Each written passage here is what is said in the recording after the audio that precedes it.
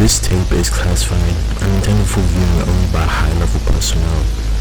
Any unauthorized distribution or exposure of the following footage outside this contained facility will result in severe disciplinary action, or, if necessary, termination.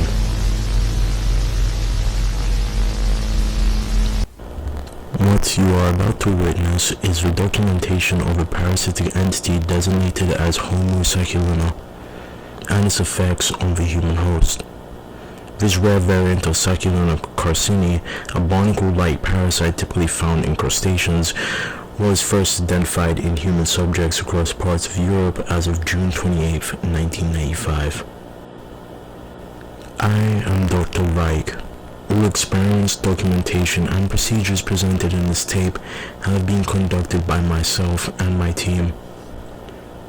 This is our subject for today, a British male named Harry Whiteley. Under normal circumstances, we would utilize Class D personnel for this kind of testing. However, Mr. Whiteley is a special case. He gained unauthorized access to restricted documents and leaked footage to an online platform he refers to as a server. Such breaches of security cannot go unpunished, thus he will serve as our unwilling host. Before the procedure, we removed a prosthetic limb he had modified, quite ingeniously, I might add, with embedded weapons and tools. These had to be disassembled to ensure compliance and prevent resistance. We administered Homo Sacculina spores via a fragment of infected bone tissue recovered from a previous host. Now the test begins in earnest.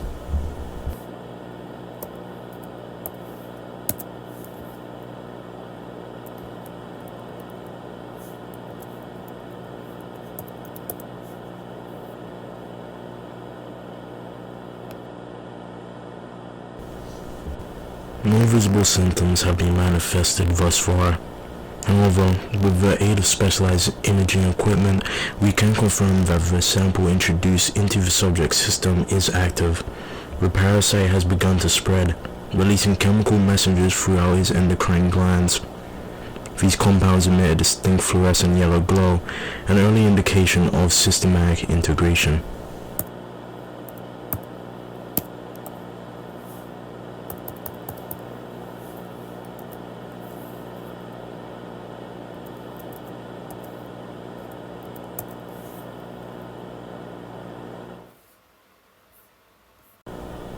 Host 001 has begun exhibiting aggressive scratching behavior, primarily focused on the upper back. The intensity has resulted in both bruising and open lacerations.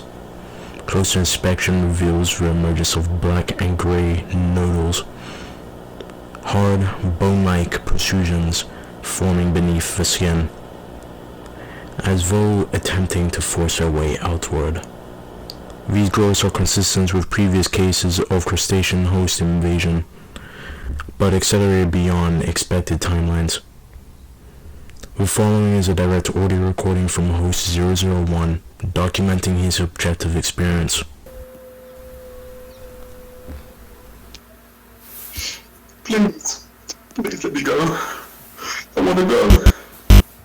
My skin, it feels like it's holding something back. I don't want it out. Get out my skin, get out my skin, get out my skin.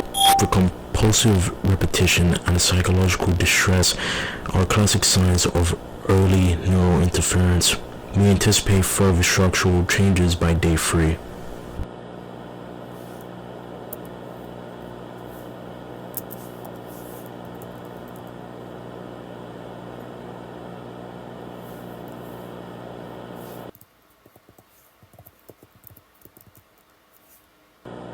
The host has entered a state of unnatural calm. When questioned, he dismisses any concern regarding his condition, displaying a worrying detachment from his previous distress. His speech suggests an implanted or altered memories, possibly a form of cognitive override initiated by the parasite.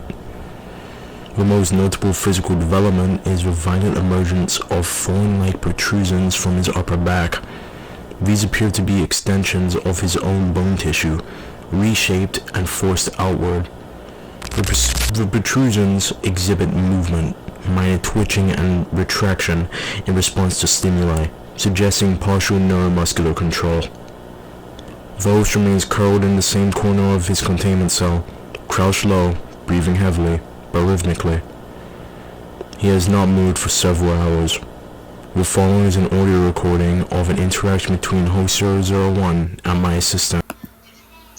How are we feeling today, Harry?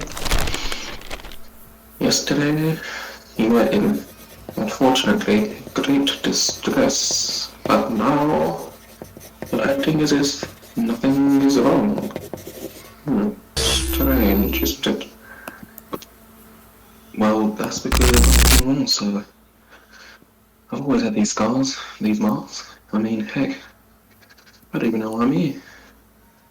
All I know is that I have to stay here. And if I don't stay in the exact spot, I'll be punished.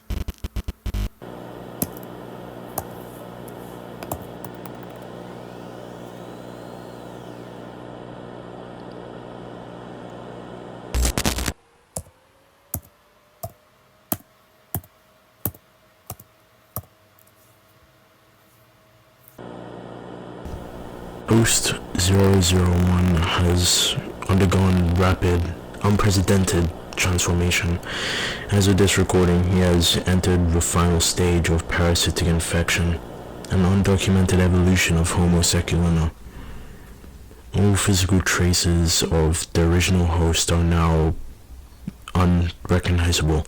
The previously observed bone-like structures have completely overtaken the body, fusing flesh, muscle into the surrounding wall, anchored in place like a barnacle. The most disturbing aspect of this phase is not the grotesque transformation, but the fact that host 001 remains alive. Vital readings scarily confirm sustained brain activity and shallow, erratic breathing. Signs of continuous, likely excruciating pain.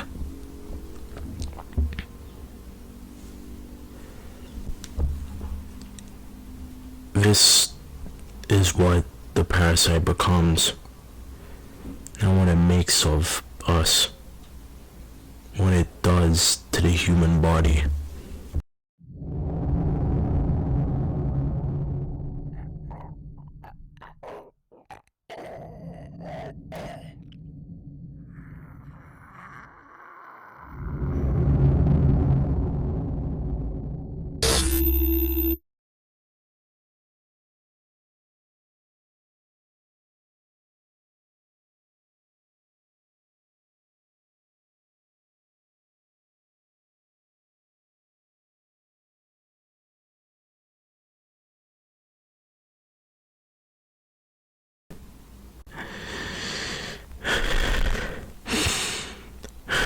Most of my assistants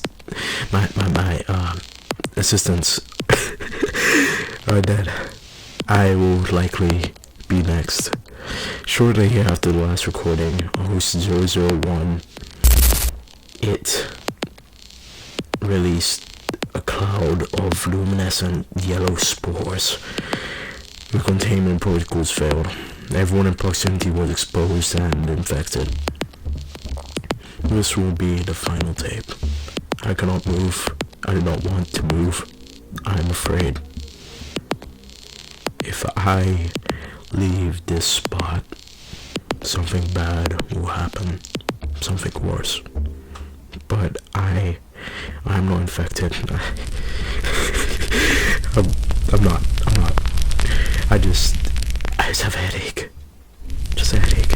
A dull pounding in my skull. It's not the parasite, I swear. I know what the parasite feels like.